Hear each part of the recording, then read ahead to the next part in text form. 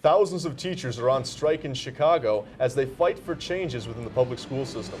Oswego County is introducing a new digital record scheme to effectively store historic documents. And the first New York doctor convicted for his opioid prescribing practices is appealing his case. WTOP 10 Nightly News starts now.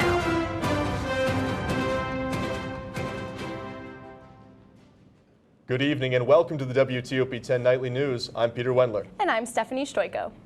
Tens of thousands of public school teachers took to the streets this morning in Chicago on strike. The third largest school district in the nation had to cancel classes across the city as teachers left to point out how bad the public school system is in its current state. Across the city, throughout the streets and outside schools, teachers and supporters dressed in red, held signs, and interacted with pedestrians and bystanders. Shamika Alam, third grade primary teacher, said, "We want to be in our classrooms with our babies, but we need to get them the class sizes and counselors and support that they need." The strikes in Chicago follow a wave that has been taking the country by storm. Teachers have held work in areas from West Virginia, Oklahoma, Los Angeles, and Denver. Teachers are demanding bigger budgets for salaries and classroom support, including supplies, teachers' aides, medical assistance, and classroom control. Oswego County is adapting to the times and is implementing a new digital record scheme that is set to roll out over the next year. County Clerk Mike Backus said there are 5 times the amount of archival materials than the county can provide space for, and moving to a digital office is the better alternative. Plans are currently in place to install a new records management command center at the newly opened Oswego DMV to replace the archive files that are located across several agencies. The Syracuse man who confessed to being an active member of the 110 gang has been sentenced to 6.5 years in federal prison in court today. 26-year-old Damani Prince had previously pleaded guilty to violating the RICO Act, went on to admit his involvement in selling cocaine and possession of a firearm as part of his membership in the gang. 13 others are currently on trial for their involvement in the 110 gang, with many facing life in prison. Transit officials are rethinking how Syracuse school students are getting to school after multiple fights have erupted between students at the Central Bus Hub in downtown Syracuse. Since school opened last month, 9 student fights have occurred, with one fight involving as many as 100 students. The CEO of Central, Rick Lee, says, "We are working to put an end to the fights with plans to review the school routes and implementing direct routes to avoid mass convergence at the hub." Since last year's new student association bill, Equal Pay, Equal Play, introduction to campus groups, clubs are feeling the financial drain as a result of the new bill. Since the beginning of the semester, multiple clubs have had trouble with funding as there were not budgeted capital to support themselves. Because of this issue, I got to talking with the singing group on campus, the Vocal Effects. So Vocal Effects, SUNY Oswego's one and only show choir. We do performances all over campus and around Oswego town. We meet every couple of days of the week. We meet 3 days a week, and we just have fun and sing and dance. It's a lot of fun. Vocal Effects meet weekly and are about 30 members strong.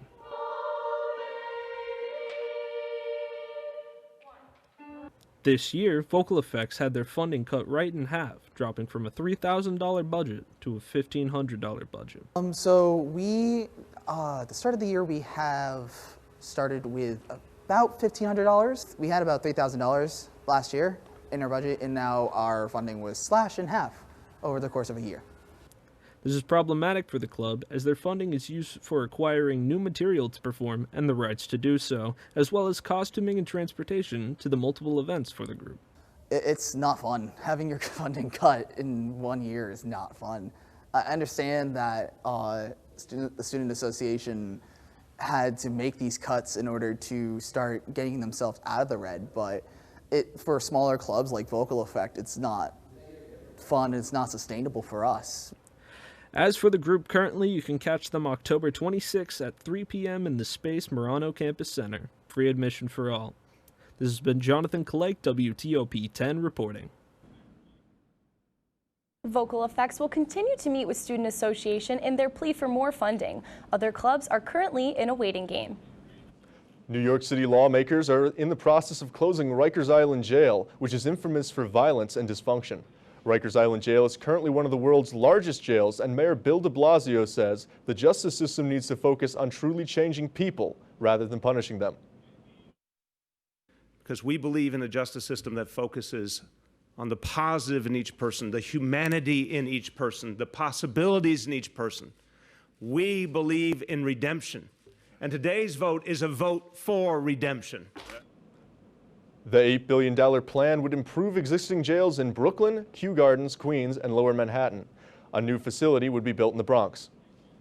A doctor who was convicted of manslaughter in 2014 for his opioid prescribing practices is appealing his 10 to 20-year sentence in court today. Dr. Stan Lee was the first doctor in New York convicted of manslaughter after the separate deaths of 2 patients in the days after they received prescriptions of oxycodone and Xanax from Lee. A jury originally convicted Lee of manslaughter as well as 6 counts of criminal endangerment and 180 counts of illegal sales of prescriptions and controlled substances. Residents along the border of Buffalo's east side and Cheektowaga are developing 5 different types of cancer at an unusually fast rate. The report released by New York State Department of Health revealed esophageal, kidney, prostate, colorectal, and lung cancer appear far more often in Buffalo-Cheektowaga border than in surrounding communities. The findings show a string of largely black, low-income neighborhoods are being the most affected, and some feel it emphasizes the gap in health outcomes between Buffalo's black and white communities. Reports ruled out the causes being environmental, and health officials are linking the abnormal rate to smoking and obesity. Coming up later tonight, Sesame Street addresses addiction in a plan to educate children. And the Republicans are demanding the House reconsider impeachment. Will there be a vote on the inquiry into President Trump? Now let's take a quick look at the weather with storm meteorologist Walker Snowden. Walker, what do you have for us? Good evening. Actually, we're very windy outside right now. The winds have slowly increased throughout today. As for Sunday, though, we're expected to be very sunny, which is quite a change of pace from the last 2 days. We've had upwards of 1.5 inches of rain over the past 2 days. However, we're actually going to possibly see more potential showers midweek. As for our current satellite and radar, we're actually not going to see any more precipitation through tonight. However, we actually are having a little bit of precipitation to the east of Watertown. And as for our current, for today's highs, we're actually around 53 degrees in Oswego, fairly similar around the entire region of upper New York. However, as for Harrisburg, it's a little bit colder, 44 degrees. But if you want more of the scoop, stay tuned. I have more.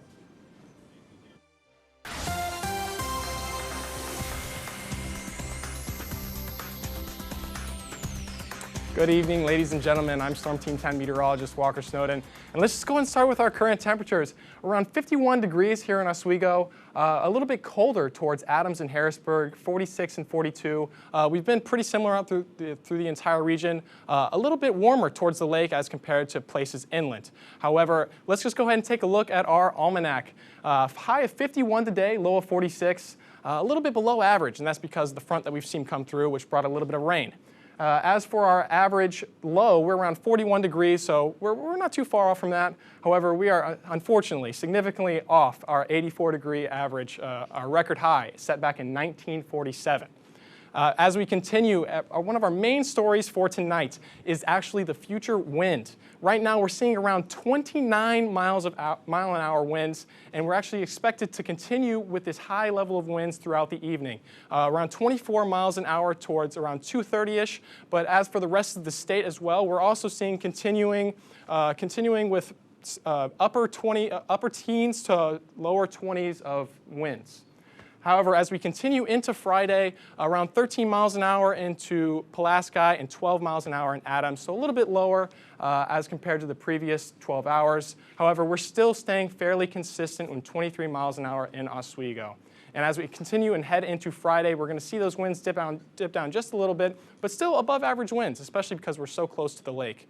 Actually, as for our forecast on Friday, starting around tonight, around 12 a.m. We're actually around 48 degrees, fairly overcast as you can see, but thankfully no precipitation. We've seen way too much rain over the past 2 days, but as we continue and head into tomorrow morning, you could see a little bit of precipitation to the southeast towards Oneida Lake. It won't get too close to us here in Oswego, possibly a little north of Syracuse, but could reach down and dip down towards Syracuse. But as we continue into Friday, 3 p.m., 53 here in Oswego. We're actually going to have the peak temperatures. It's a little past solar noon, and so we're going to be around 50 degrees in Pulaski. And as for the northern part of the state near Harrisburg, which is typically a little colder, we're going to be around 44 degrees. And heading into finally Saturday morning, around 29 degrees in Harrisburg. But look at this, 39 degrees in Oswego. We're actually a lot colder this time of year than usual. 39 is very cold. It's only October. This is approaching snow temperatures, unfortunately. But as we continue and head into Saturday at around 6:30, we're going to be around 55 degrees, warming up a little bit from that 38, thankfully.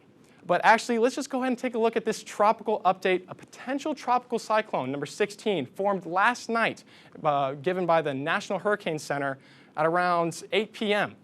This storm could actually propagate eastward, north and east, towards the Gulf. Pressure's around 1,000 millibars, so not too strong of a storm, moving west at around 2 miles an hour. But as we take a look at our possible tropical storm warning, you're going to see the Panhandle, parts of Alabama, Mississippi, and Louisiana possibly seeing these effects of this potential tropical storm. But as we continue for the actual effects, rain 3 to 4 inches, especially in the areas towards the Panhandle and the Gulf Coast. Winds 40 to 50 miles an hour, so average tropical storm winds. Storm surge 3 to 5 feet, and flooding, we're probably going to see a little bit of flooding towards the east, tending near Tallahassee, Apalachicola, and the Panama City area. As for tonight, northwest winds 20 to 25 miles an hour. Again, those significant winds that we've seen increase throughout the day today. A low of around 44, a little bit above that 38 that we're going to be looking at pretty soon, but it's actually going to stay quite cloudy. As for tomorrow, it's high of 49. Because these increase in winds that are going to last throughout the day tomorrow, it's going to keep us a little bit under 50. Again, a lot colder than our average of around 60 at this time of year, but thankfully it's not too much colder. As for the next 7 days, we're actually going to stay pretty warm towards the weekend. Thankfully, we're going to be around sunny. And as we head, unfortunately, into the middle of next week, we're actually going to see a little bit of rain again. I know we've had a lot of rain. I'm Storm Team 10 meteorologist Walker Snowden. Stay tuned for more.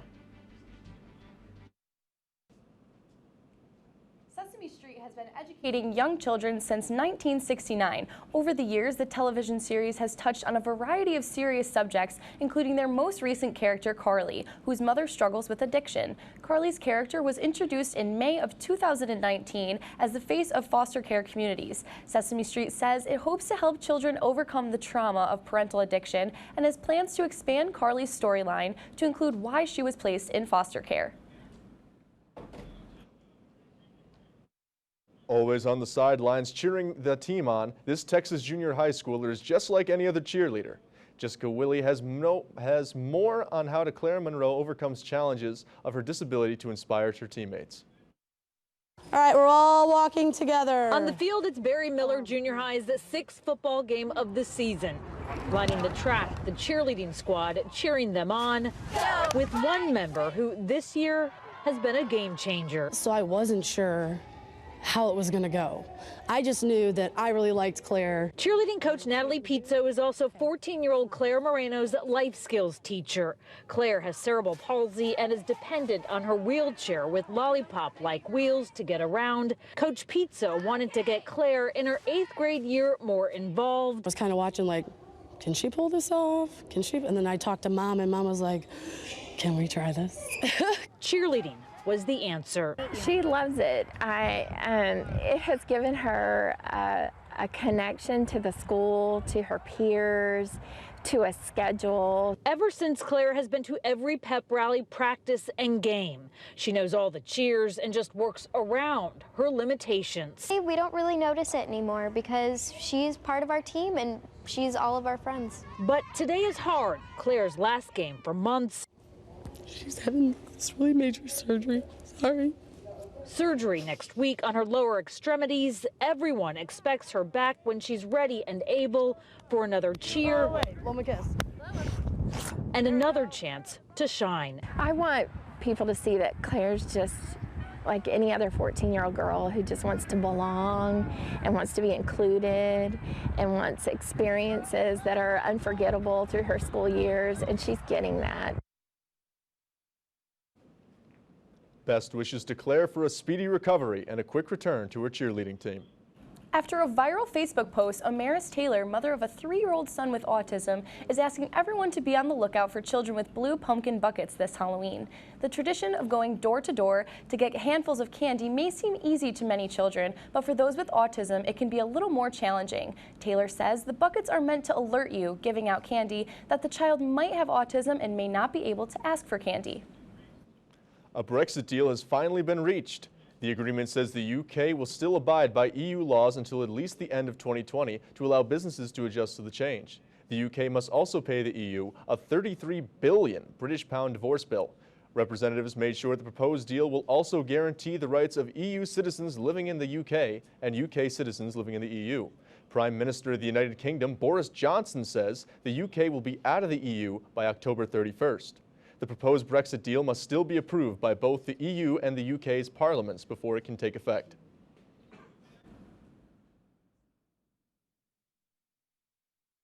There will be a vote in the House. Will there be a vote in the House on the impeachment inquiry into President Trump? Republicans are demanding it, even as two key players subpoenaed in the investigation slammed the inquiry as illegitimate. Andy Ross has the latest.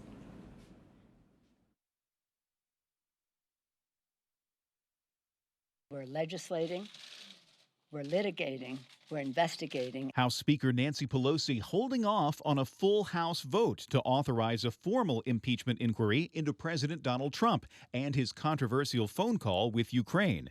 We have learned that call was not in isolation. There was a great deal of preparatory work that was done before the call. There was a lot of follow-up work that was done after the call. This as President Trump's personal lawyer, Rudy Giuliani, flat out refuses to turn over documents subpoenaed in the investigation, tweeting, "I will not participate in an illegitimate, unconstitutional, and baseless impeachment inquiry." Vice President Mike Pence is also shutting down requests for documents, saying in a letter that what was asked for is clearly not vice presidential records. The White House Office of Management and Budget also refusing to cooperate with impeachment subpoenas. Frustration with the investigation is growing within the White House and amongst Republican lawmakers. House Democrats have wasted no time throwing fairness and precedent to the wind. We just hit the greatest economy we've ever had. Let's impeach the president. Isn't that a good idea? I wouldn't worry about it. I'm Andy Rose reporting. George Kent, the State Department's official in charge of Ukraine policy, testified on Capitol Hill all day Tuesday after being subpoenaed to appear. U.S. Ambassador to the European Union, Gordon Sondland, has testified before the Congress that President Trump had ordered him to work with Rudy Giuliani on Ukraine. Sondland says he was not initially aware that Giuliani's agenda may have included investigating Democratic presidential candidate Joe Biden and his family. Sondland says he was disappointed Trump would not meet with Ukrainian President Volodymyr Zelensky until after Zelensky had spoken to Giuliani. The ambassador says he felt as he had been forced to choose between improving U.S. relations with Ukraine and following the president's wishes. The testimony given by Sondland is a part of the Congress's ongoing impeachment inquiry of President Trump. Coming up in sports, Zachary Haynes. Zach, can you give us a quick preview? Thanks, guys. We got the return of Oswego hockey, and an NFL player takes a hit off the field. Stay tuned for more after the break.